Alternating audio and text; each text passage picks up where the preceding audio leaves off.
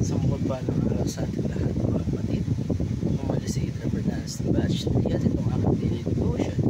At ngayong araw ay pag-uusapan natin ay kung galit ka ba sa kasalanan o judgment.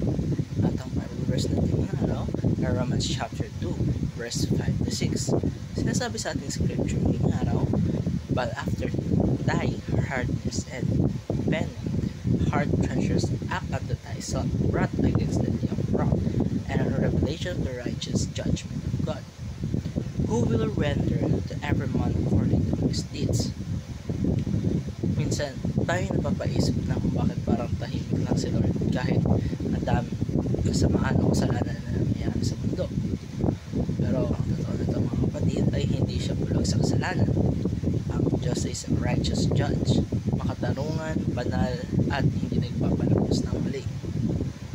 Kaya ngayong araw ay pag-usapan natin ang konsepto ng judgment ng paghuhukom ng ating Diyos.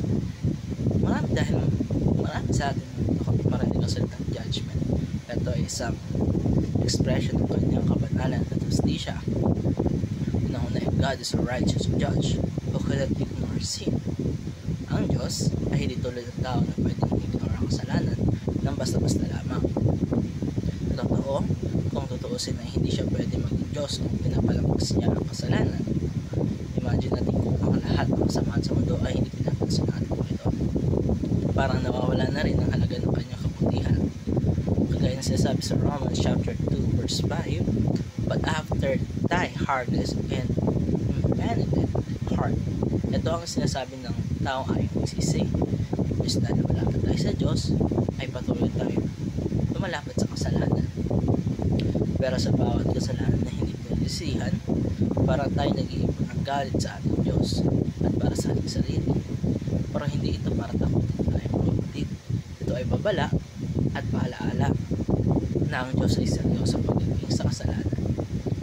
Dalawa, God's judgment deals with all sins and injustices.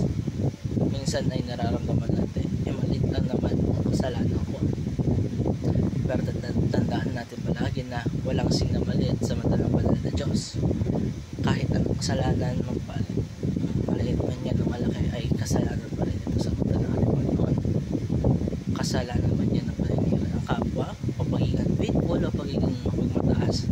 Lahat ng ito ay deserving of judgment. Lalo sa mga injustices ngayon, na mga inaabuso, mga pinagsasamantalahan, mga nananakawan ng karapatan. Tandaan natin na God sees it all.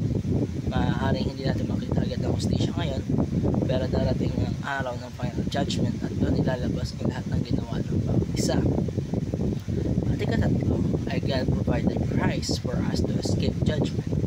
Ito ang pinaka-grabe at pinaka-gracious na parte, dahil alam ng Diyos na lahat tayo ay makasalanan. Alam niyang deserving tayo ng kanyang galit at paghuhukom. Pero dahil sa kanyang awa ay binigay niya si Kristo sa atin at tinubos ang ating mga kasalanan.